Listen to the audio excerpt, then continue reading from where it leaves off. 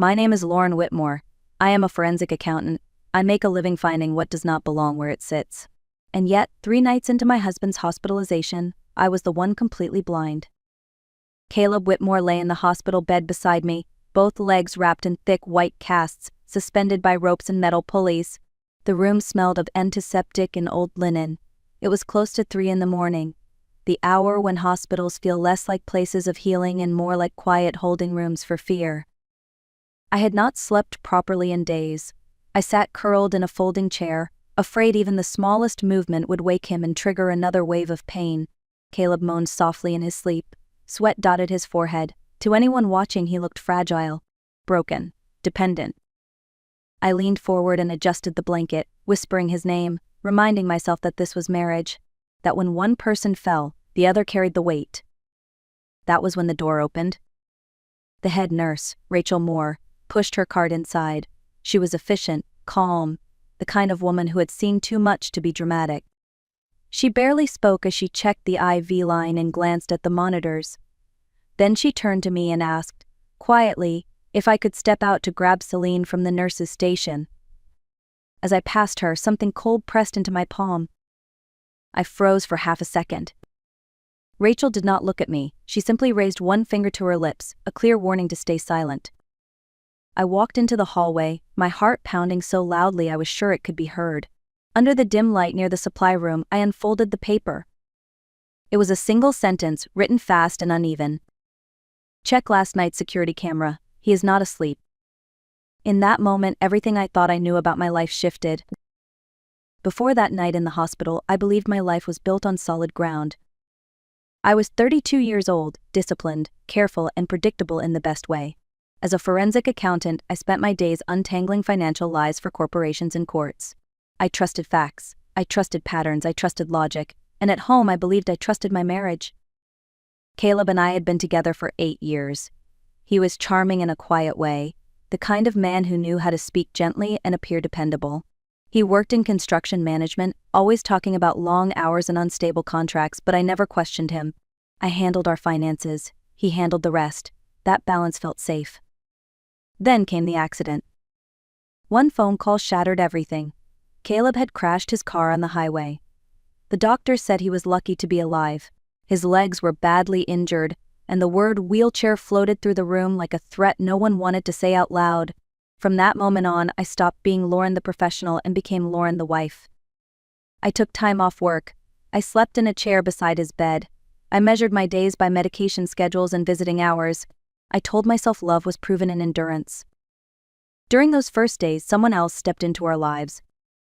Megan Cole, Caleb's younger cousin, had recently moved to the city. She was bright, talkative, and always ready to help.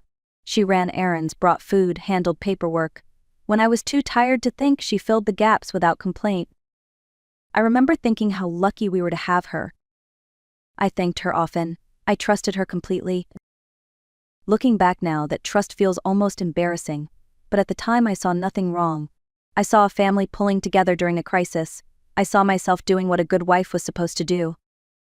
I had no idea that while I was sacrificing sleep, work, and sanity, something else was quietly forming right beside me. And I was standing in the middle of it, completely unaware. After the 3rd night in the hospital, exhaustion began to blur my thoughts. I told myself that was the reason my mind felt unsettled, but deep down, something was quietly bothering me. Caleb complained of pain constantly, but only when I was near the bed. If a nurse entered, his groans softened. When Megan was in the room, his breathing became shallow and dramatic. Yet during the rare moments when I stepped away to make a call or get coffee, the room seemed strangely calm. Whenever I tried to check his legs or adjust the casts, Caleb stopped me. He would grip my wrist and say it was too disturbing to look at, that he did not want me to see him like that. I accepted his words without argument. I thought it was dignity. Now I know it was control. His phone changed too. Before the accident, Caleb never locked it. Now it stayed hidden under his pillow, always face down. If a message arrived, he silenced it instantly. When I asked if it was work, he said he was embarrassed by how useless he had become. Megan noticed everything. Or at least she acted like she did. She would give me sympathetic looks, remind me to rest, tell me I was doing more than enough. Sometimes I caught them exchanging glances, brief and unreadable, but I dismissed it. You see, when you love someone, you work very hard not to see what hurts. Rachel's note replayed in my mind over and over. He is not asleep. I tried to push it away. I told myself nurses were tired, that hospitals bred rumors, that my fear was creating patterns where none existed. But the problem with patterns is this: once you see the first one clearly, you cannot unsee the rest. And somewhere between the beeping machines and the quiet breathing of a man I thought I knew, doubt finally took root. I did not confront Caleb. I did not ask questions. I did not cry. Instead, I did what I had been trained to do my entire adult life. I looked for evidence. That morning, after making sure Megan was in the room and Caleb was settled, I told them I needed to stop by the office. I walked past the elevators down into the parking garage and locked myself inside my car. Only then did I allow myself to breathe.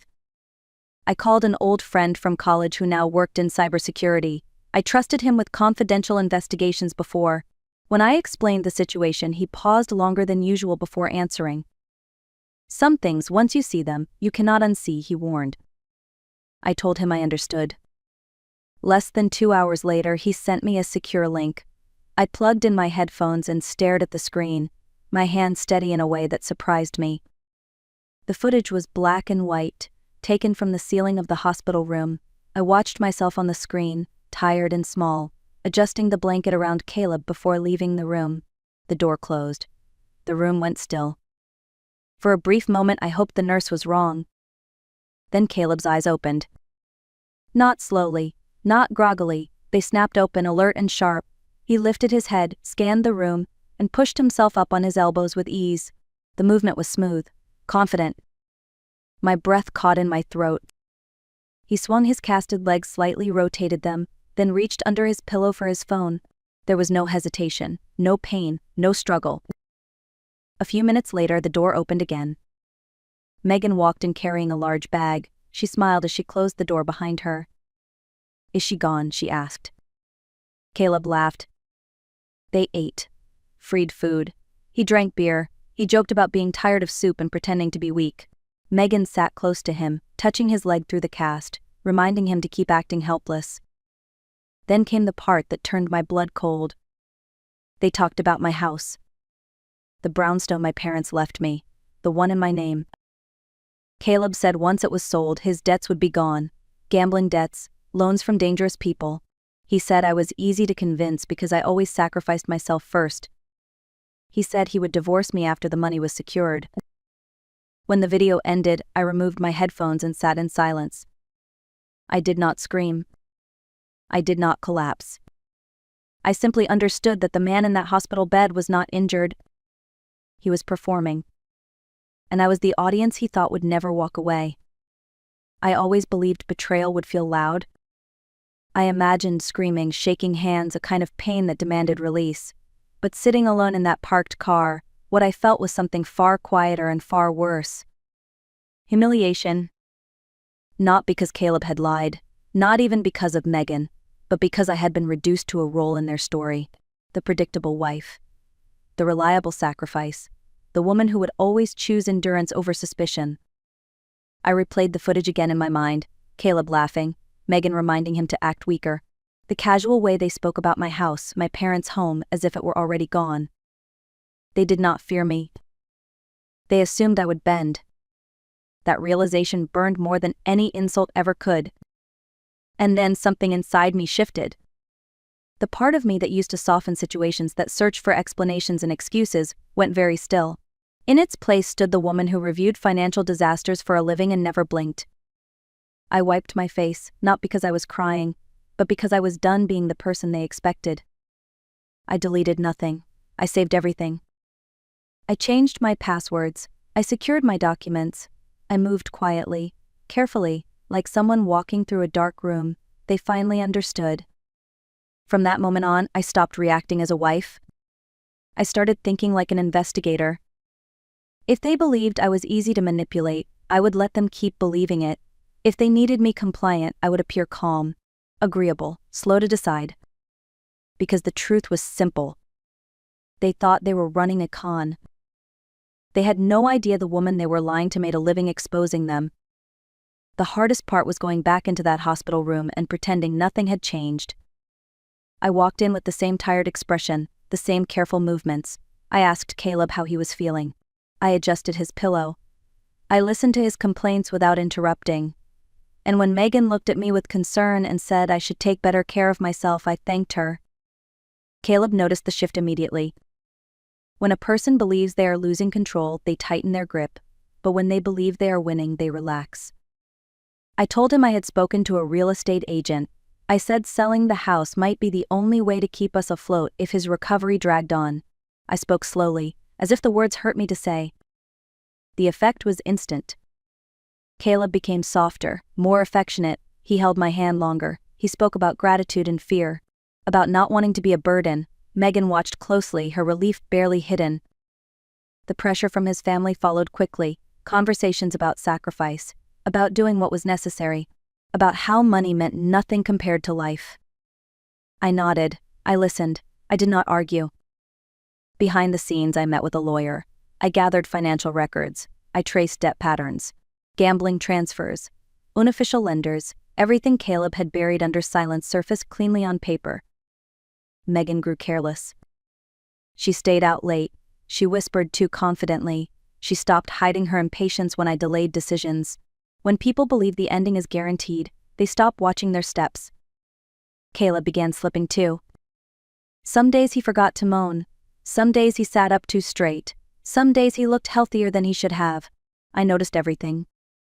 Still, I said nothing. Because timing matters. And the longer they believed the house was already theirs, the more completely they revealed who they were. I was not waiting for revenge. I was waiting for the moment when the truth would collapse the story they had built. And I knew that moment was coming very soon. The night everything collapsed came quietly. Visiting hours were almost over. The hallway outside Caleb's room was calm, filled with the soft rhythm of distant footsteps and rolling carts. His mother sat beside the bed, whispering prayers. Megan stood near the window, checking her phone too often. Caleb looked nervous. He kept asking when the house paperwork would be finished. He asked if the agent had called back. He asked the same questions twice, then 3 times. I answered gently every time, telling him everything was moving forward, that he just needed to be patient a little longer.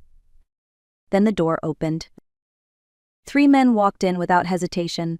They did not look like family. Their posture was stiff, their eyes sharp. The air in the room changed instantly. One of them looked straight at Caleb and spoke his name. Caleb's face drained of color. He began moaning loudly, grabbing the sheets, playing his role perfectly. His mother stood up in alarm, demanding to know who they were and why they were there.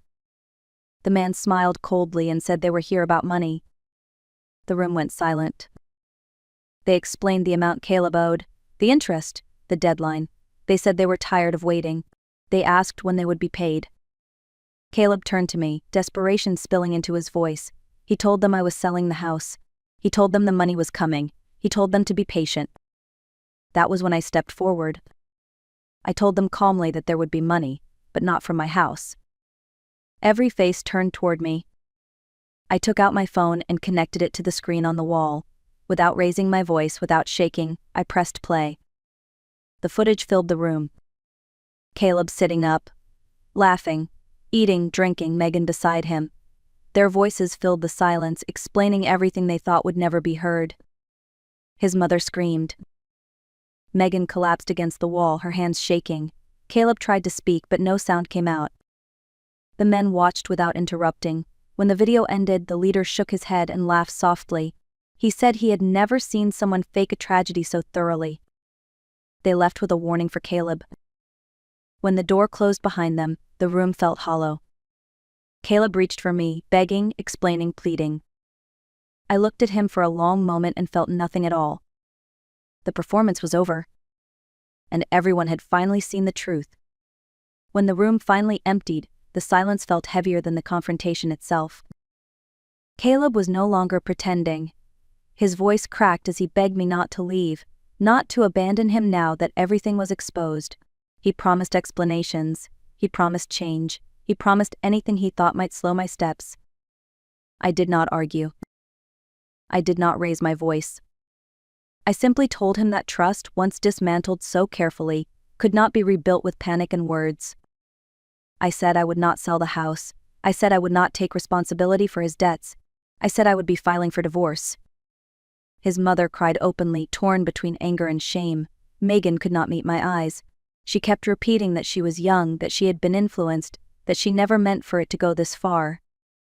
I did not respond. I gathered my bag slowly, the same way I had done every night for weeks, but this time my hands did not shake. I did not look back at the bed or the machines or the man who once occupied my future. At the door, I paused for a moment. I told Caleb that this was not punishment, it was consequence, and consequences do not require cruelty to be effective. Then I walked out of the hospital. The night air outside was cold and sharp. The city lights reflected off wet pavement as cars passed without noticing me. For the first time since the accident, I felt something close to relief. I was no longer waiting in a chair beside someone else's deception. I was walking forward on my own terms, and I did not turn around. After I left the hospital, everything moved faster than I expected. The divorce papers were filed within days. With the evidence I had gathered, there was no room for negotiation. Caleb's debts were proven to be his alone. The house remained mine, clean, untouched, exactly as my parents had intended. Caleb's world, on the other hand, began to collapse. Investigations followed. His health deteriorated quickly once the performance ended. Without an audience to manipulate, there was nothing left to sustain the lie. Megan disappeared from my life entirely. No calls, no messages, just silence. I did not look for her. For a while, I lived very quietly. I returned to work. I focused on numbers, schedules, and projects that did not ask anything from my heart. In the evenings, I cooked simple meals and sat in rooms that finally felt honest. There was loneliness, yes, but there was also peace. It was during this period that I met Daniel Brooks. He was introduced through work, calm, observant. He listened more than he spoke. He never asked invasive questions. When he noticed my boundaries, he respected them without comment. We talked about ordinary things, careers, cities, small daily frustrations. There was no pressure to explain my past, no urgency to define anything. That difference mattered. For the first time, I realized how exhausting it had been to live in a constant state of emotional defense. With Daniel, I did not feel the need to perform or prove anything. I was simply allowed to exist. And slowly, without drama or promises, I began to understand that rebuilding does not require grand gestures. Sometimes it starts with silence that feels safe. Daniel did not arrive in my life like a rescue. There were no dramatic declarations, no insistence that he could fix what had been broken. He never spoke badly about my past, and he never asked me to move faster than I was ready to go. That alone felt unfamiliar. We spent time together in small, ordinary ways: coffee after work, short walks in the evening, conversations that ended naturally instead of being pushed forward. When I hesitated, he noticed. When I needed space, he gave it without offense. One evening, while we sat across from each other at a quiet table, Daniel said something that stayed with me. He told me he believed trust was not something you demand. It is something you earn, slowly, through consistency. Those words settled somewhere deep in my chest. I realized that for years I had mistaken intensity for commitment and endurance for love. I had believed that suffering quietly was proof of loyalty, but with Daniel there was no suffering to justify, no role to play. I was not careful because I was afraid. I was careful because I valued myself. We did not rush into labels, we did not promise futures. What we built was slower and far steadier than anything I had known before. And in that slowness, I felt something I had not felt in a long time. Safety. Not the fragile safety built on silence and sacrifice, but the kind that allows you to breathe without watching every word or step. For the first time, I understood that love does not ask you to disappear. It asks you to arrive as you are. Looking back now, I understand something I could not see back then. This story was never really about revenge. It was about clarity. For a long time, I believed love meant endurance. I believed loyalty meant silence. I believed that if I just gave a little more, waited a little longer, everything would eventually make sense. But the truth is this: when respect disappears, patience does not save a relationship. It only delays the damage. Caleb did not lose me because of one mistake. He lost me because he chose deception over honesty and convenience over character. And I did not walk away to punish him. I walked away because staying would have meant abandoning myself. If you are listening to this and you recognize pieces of your own life and mine, hear this clearly. You are not weak for trusting. You are not cruel for choosing yourself. And walking away from a toxic situation is not failure, it is responsibility. Sometimes the bravest thing you can do is stop explaining, stop sacrificing, and start protecting what matters most: your dignity, your peace, your future. If this story resonated with you, take a moment to like this video, share it with someone who might need to hear it, and tell us in the comments where you are watching from. This is the art of revenge. Not about anger, but about truth, timing, and reclaiming your life.